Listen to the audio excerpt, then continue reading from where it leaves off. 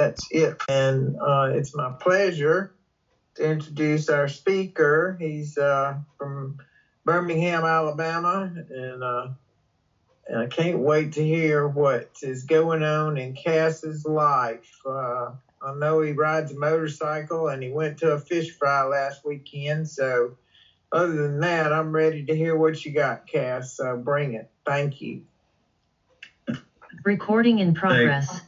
Thank you, Jeannie. My name is Cass. I'm an alcoholic, and I like to drink liquor, and I like to do drugs intravenously. Thank you guys, first of all, for giving me this opportunity to speak. It's always an honor and a privilege, even when I don't want to. So, let's see, my sobriety date is September the 12th of 2016.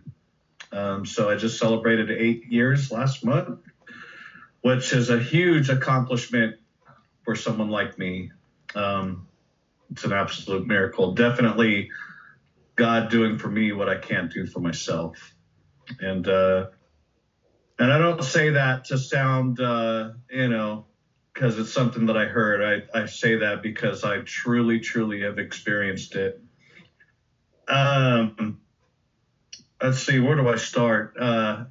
Well, first thing I want to tell you guys is I am absolutely horrible at telling stories. So please forgive me up front, but I'm going to do my best. So I live in Birmingham, Alabama. I grew up, I was born and raised in El Paso, Texas. If you guys don't know where that is, it's the farthest west Texas you can get. It borders Juarez, Mexico, and New Mexico. So that's where I grew up. That's where I was born and raised. I grew up in a great family. My mom was a stay-at-home mom, and my dad had his own business. He was a scuba instructor and a pilot, and he flew, little Cessnas. So he had his own business. It was called Scuba Travel, Etc. So you can only imagine the childhood that I had. It was a great childhood. I have a little sister. She's about 7 years younger than me. But I grew up out west in the desert, basically where there's nothing and nothing to do. So, let's see. But yeah, my family, I was raised in a great family. I guess my story started,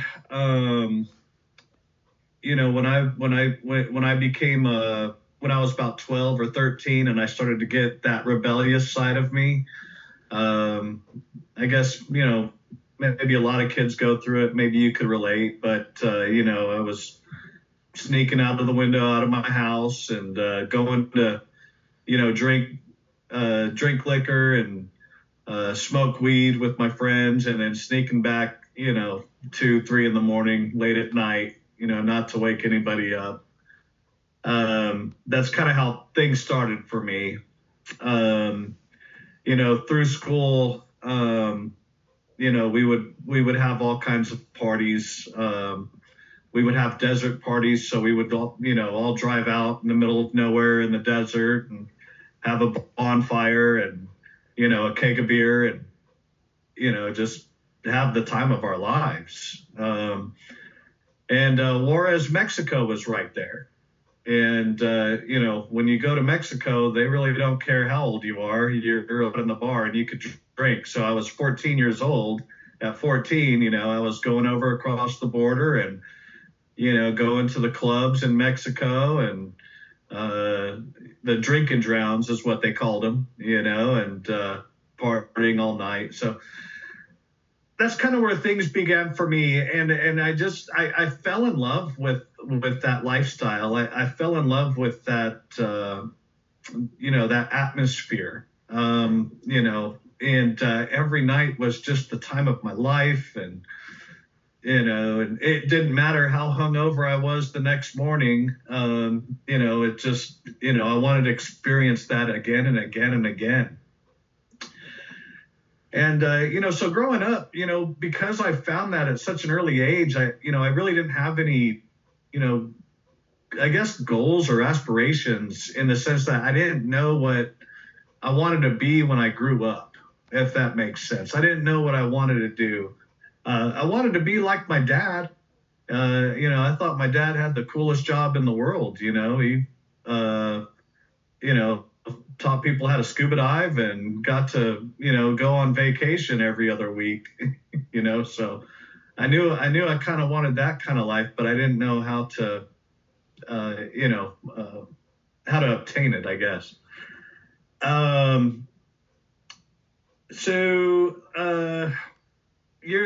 Some years go by, I'm getting a little older, and, I start experimenting with other things, psychedelics, cocaine, some harder drugs started to come into the picture. And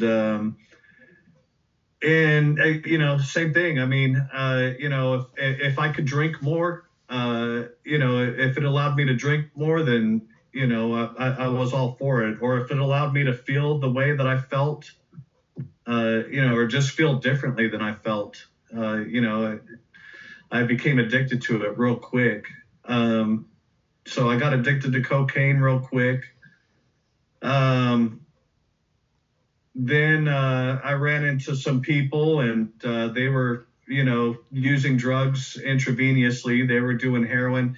And please forgive me. I know this is Alcoholics Anonymous, but I don't want to insult you guys by saying, things like black alcohol and clear alcohol. I know you're not stupid, so I'm just going to say it like it is.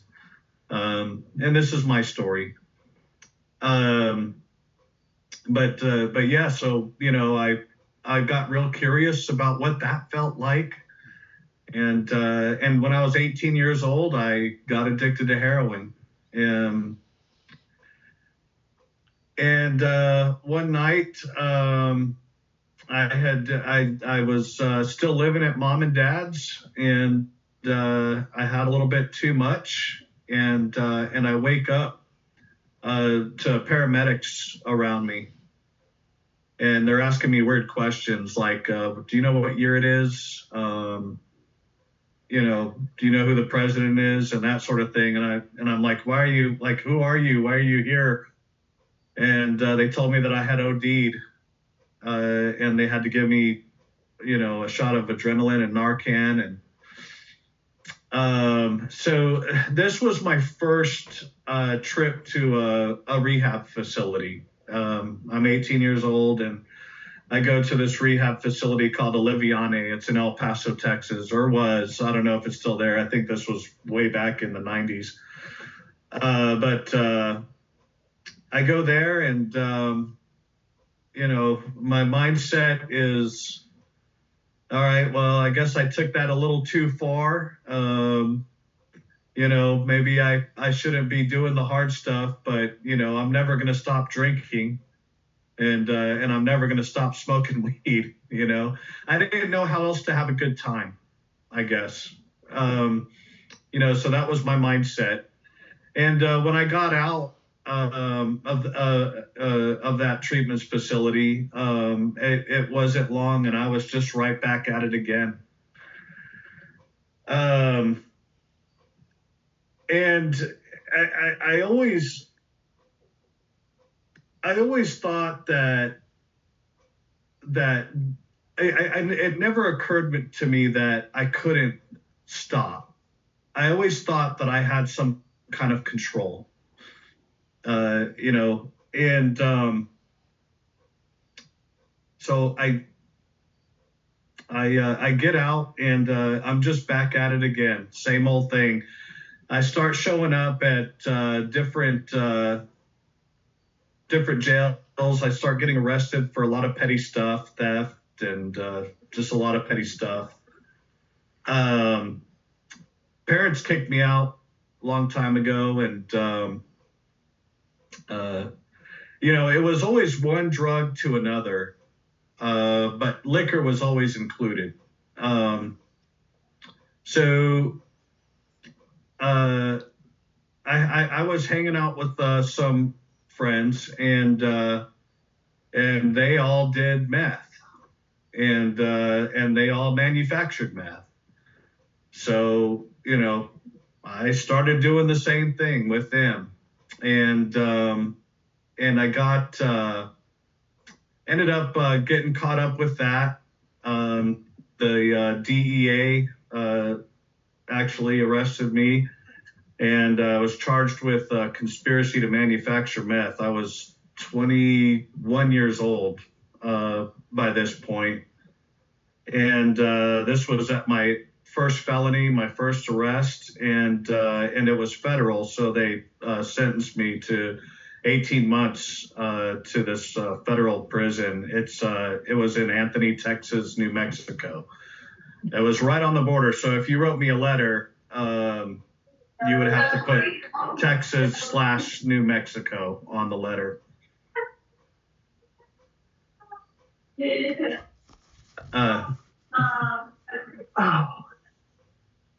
okay. Hey, Josh, you there? Sorry. So I'm real scared, at this point. I'm really afraid. I'm having to go to a medium security federal penitentiary. I'm 21 years old, and I didn't know what to think. And I go in, and it wasn't as bad as I thought it was going to be. It was, still wasn't fun, but I go in, and I start, telling myself and telling everybody, my family, well, this is it, this is what I needed, now I have a good head on my shoulders. I wasn't drinking or doing drugs while I was in prison. So I thought, well, this is it. This is what my cure is, basically. I'm going to come out and I'm going to get my act straight. So I get out of prison. I got out 6 months early, and I had to wear an ankle bracelet at home for the rest of the 6 months to serve out the rest of my sentence.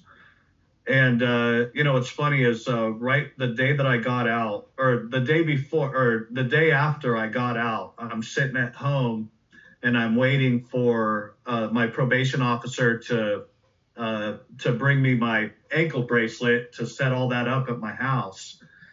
And it was 9 a.m, and the TV's on, and I'm watching the planes go into the Twin Towers. So this was on September 11th, 2001. And that was the day that my probation officer came and put the ankle monitor on me. So he did that. And the first thing, I want to say maybe the next day, I'm right back out calling my friends, asking them if they have anything, and I'm drinking, and I'm, doing drugs again. And when I would have to go in to take a drug test, and I would make this contraption, right, that would have water with yellow food coloring to make it look like pee. I had aquarium tubing and like a little lotion bottle that I would tuck underneath my armpit right here, going all the way down to my groin area, so that when I had to take a drug test, I would just pull it out and squeeze the lotion bottle that was full of water with yellow food coloring into the cup, so I could cheat the drug tests. When I was doing that, it still didn't occur to me that maybe this is a problem.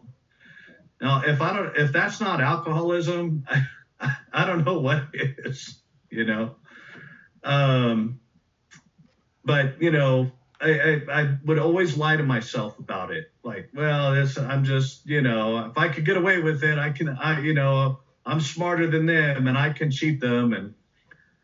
And one day I dropped the contraption, fell off, and I dropped it right in front of my probation officer, and he called me, and he caught me red-handed with it. And he revoked my probation, and I had to go back in and finish out. I had 1 year of probation left. He sent me back to prison, and I had to do that whole year back in prison because this is federal. So I'm in prison for the second time in my life. And during that time, some things started happening with my family that I didn't know what was going on. But my mom decided to divorce my dad after they had been married for 24 years. And my dad took it real hard.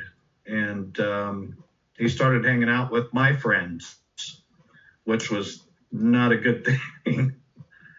So when I get out of prison, I'm going back home. My mom's moved out. My little sister's moved out. And my dad's there with a bunch of my friends. And you guys already know what my friends do. They do a lot of drugs and they drink a lot. So now my dad's doing drugs and drinking. And that was really hard for me. I really, really, I would tell myself that I want to straighten my life out. I would tell myself these things, but deep down on the inside, I really didn't. I wasn't done, I guess. And so my parents are divorced. I lost my grandparents; they're dead. And my dad ends up moving to South Texas. My mom ends up moving here to Alabama. Well, I got the bright idea to move to Las Vegas, Nevada. So I go to Las Vegas, and actually things went pretty good for the first year. I didn't, I wasn't doing any drugs, but I was drinking, and I started drinking a lot. I'm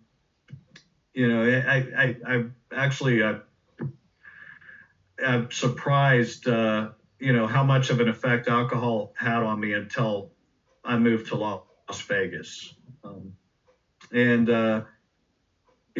this point, things got bad, pretty quick there. I did okay for the first few months. I wasn't doing drugs. I was just drinking. But then I started doing the drugs again. And then I started showing up into several detox facilities, several different sober living facilities. I cannot tell you guys how many detoxes that I've been to. I can't tell you how many different sober livings that I've been to. I can't tell you how many different inpatient treatment facilities that I've been to. I can't even tell you how many times I've been arrested. But the one thing I can tell you is every single time that I would get arrested, or I would end up in a inpatient treatment facility or into a sober living, the same thing was always on my mind. And it was always something else. It was always something that had to be done my way, right? So it was, well, if I just got the promotion at my job, I would straighten up. Or if I just got a girl, I just need a good girl to straighten me up. I need to find a good Christian girl. Or, it was never working the 12 steps. And every time I would come into meetings, it was only because I had to. And I would look and I would stare at those steps on the wall, and I would just automatically think, like, how is that? going to make me not want to drink or do drugs. And I just never trusted it. I never gave it a chance.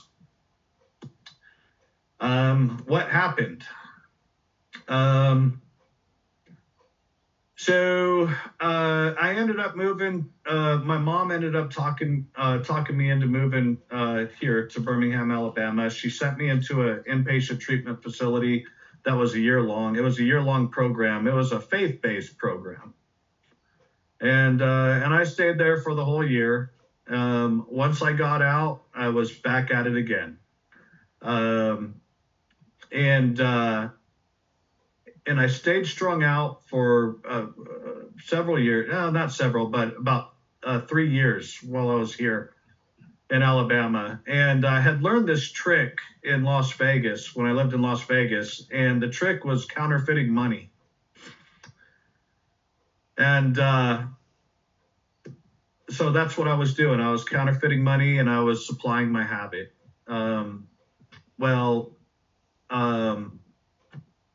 I ended up, one of my friends ended up setting me up, and I was staying at one of those weekly hotels, where you pay like $200 a week. But I was counterfeiting a lot of money, and I was cashing it in at I would cash in like 20s at like fast food restaurants, drive-throughs, places where people didn't really check the bills. My friend calls me up and he says, "Hey, I have someone that wants to buy 300 of those for 150." And I said, "Okay." And he said, "Well, can you bring them outside? I'm kind of in a hurry." And I said, "Yeah, sure." So I go outside and I'm getting rushed by, some people, and like a football player tackling the guy with the ball. That's how they tackled me. They threw me down on the concrete, and it was the Vestavia police, and they ended up taking me to jail. I go to jail, and my charges are 15 counts of possession of a forged instrument in the first, possession of a controlled substance, and possession of drug paraphernalia.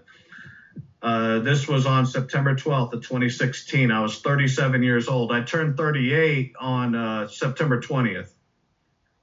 So I go to jail, and while I'm there, they're telling me, "Oh, we got you. Like you're gonna,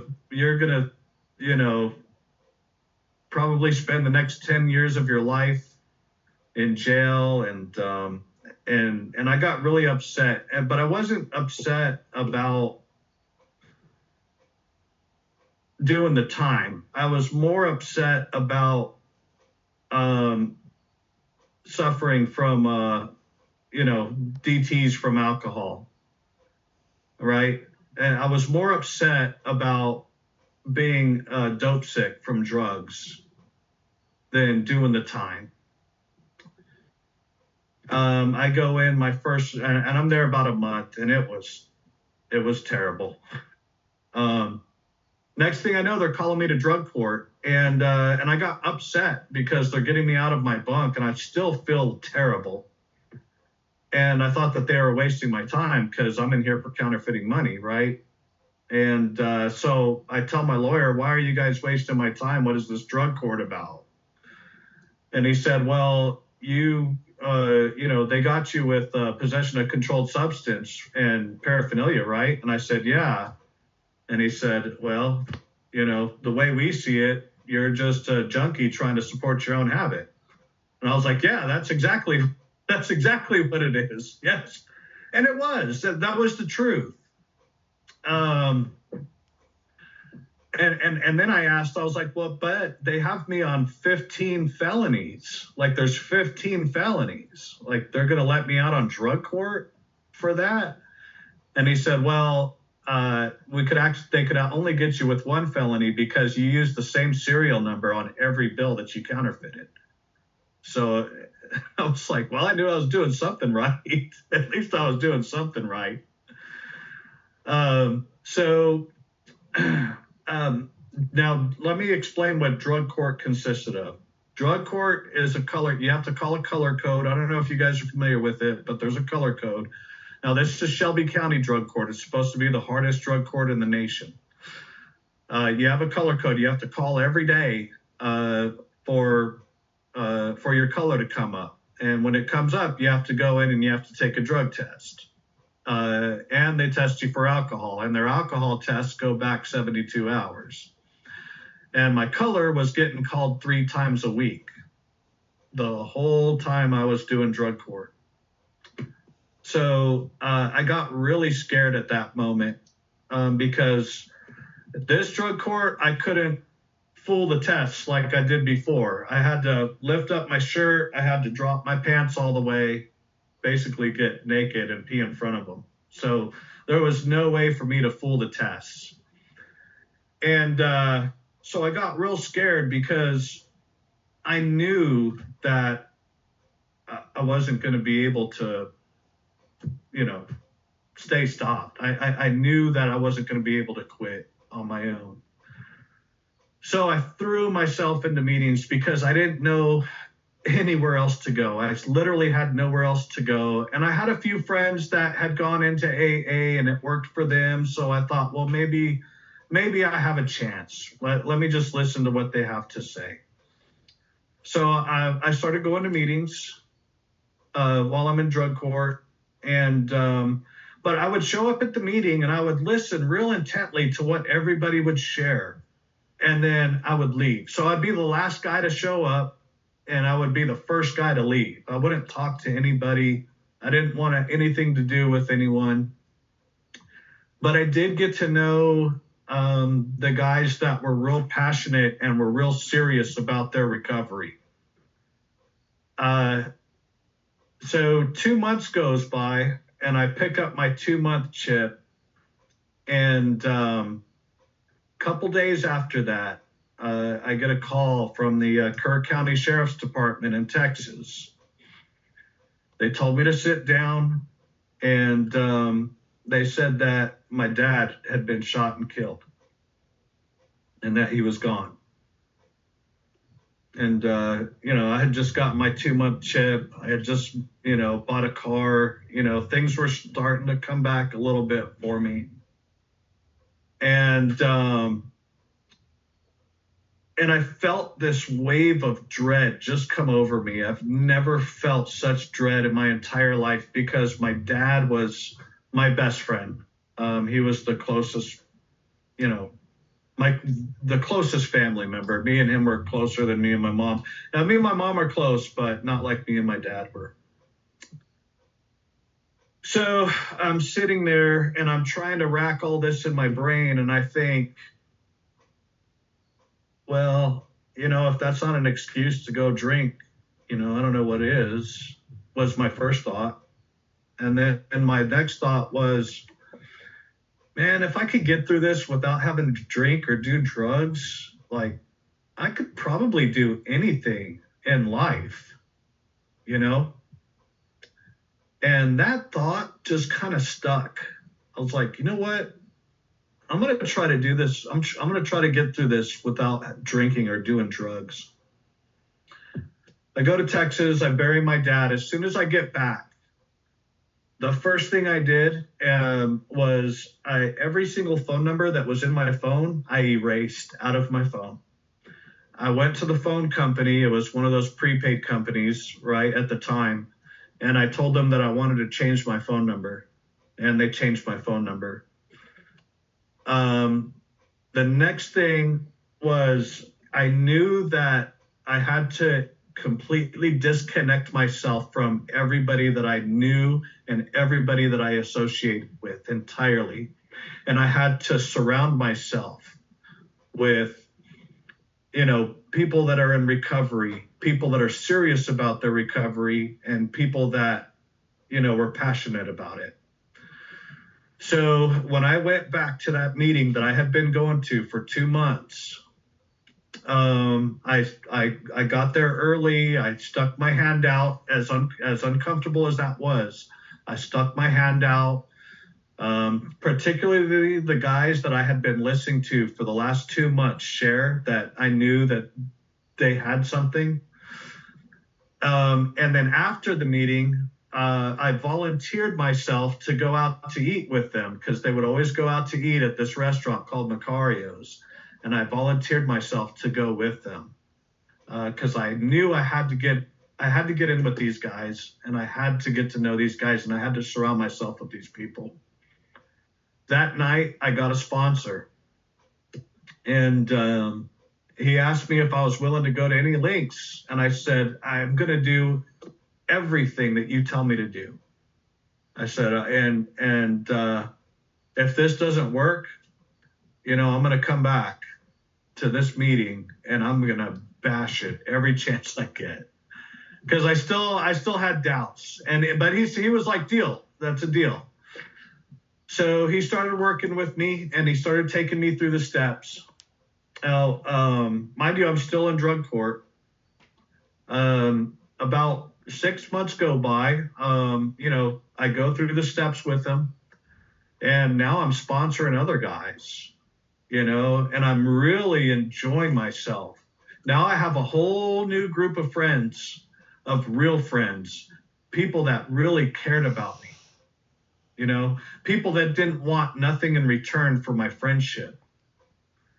My family was just pleased with me. Things were going great, but I'm still in drug court.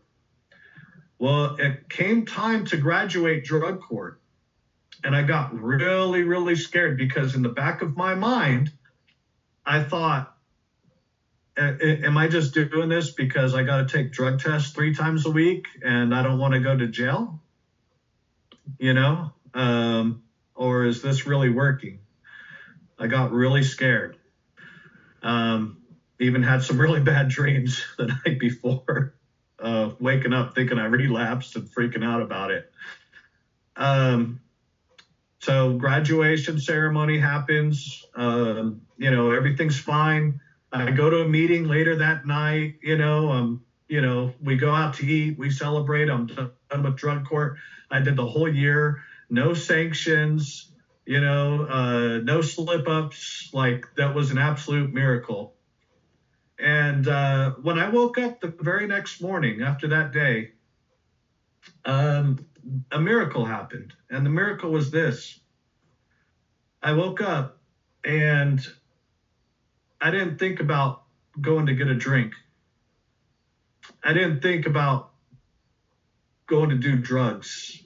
Like, that was, and if I did think about it, it kind of disgusted me. It kind of like, the 10-step promises, we recoil from it as if from a hot flame.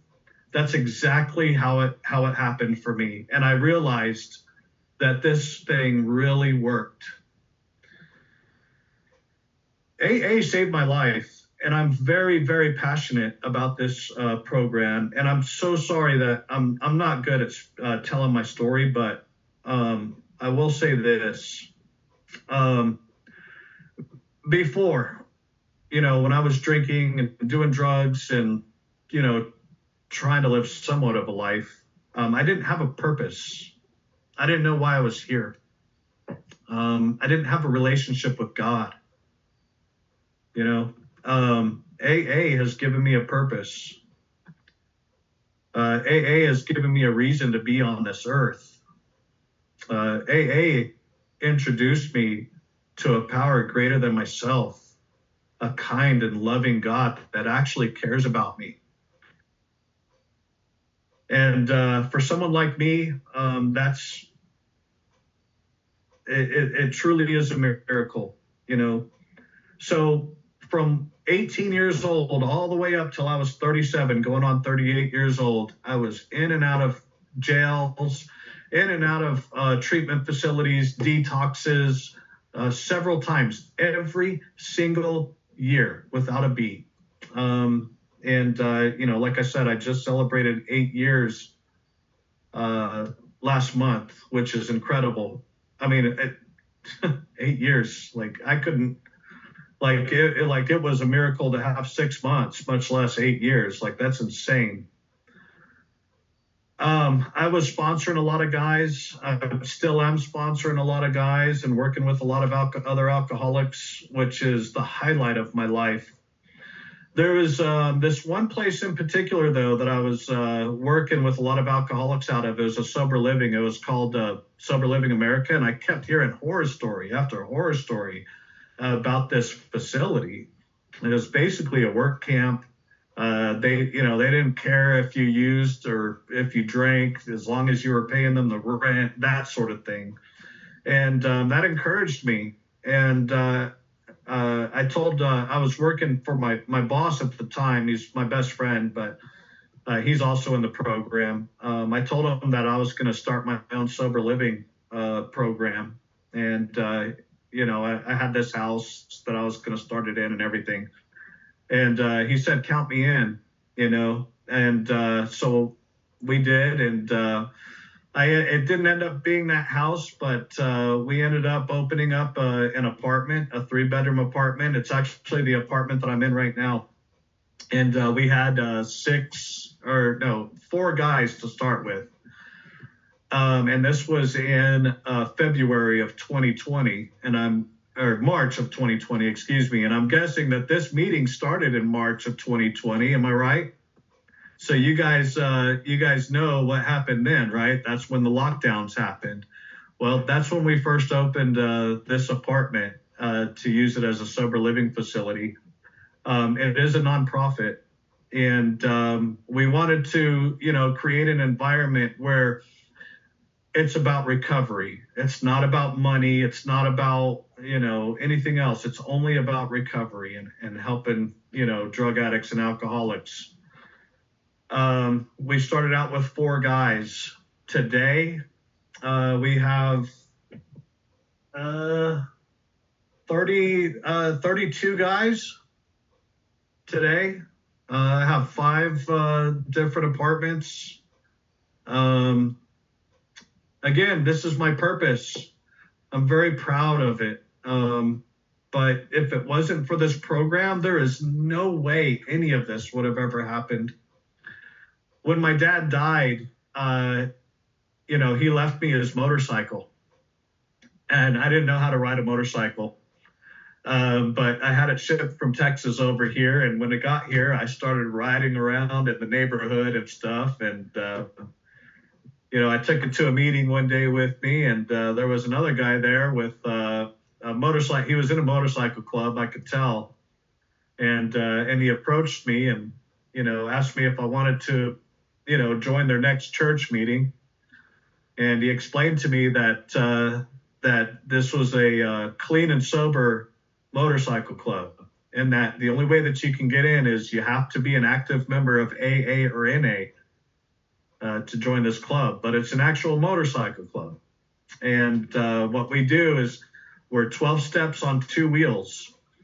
And we spread the message to people that wouldn't walk into a meeting, like 1%ers, outlaw bikers and stuff.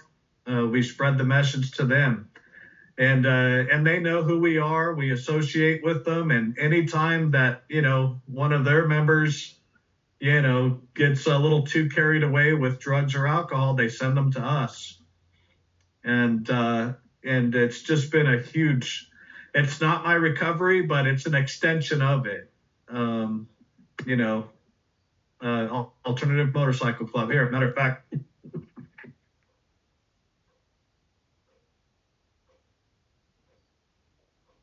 I don't know if you can see it, but that's, but I rode the bike here. I just bought a brand new 2024 Harley Street Glide. Just my life is just incredible. I got married. I had a kid at 42 years old. I'm 46 now. Life is just incredible, but I mean, it's not, I still have problems. I'm going through a really bad marriage right now. Really bad marriage. I think might end in a divorce. But you know what? That's okay. Because you guys gave me the tools that I need to use to where I don't have to drink or do drugs over it. I can get through these problems a different way, a healthy way. And I can rely on my higher power. I have something else to rely on, you know. But that's pretty much my story. I'm sorry if I ended a little early, but thank you guys so much for listening to me. And it's kind of weird speaking to silence. I see you guys, but I can't hear anything. So. But yeah, that's all I got. Thank you guys for allowing me to share. Recording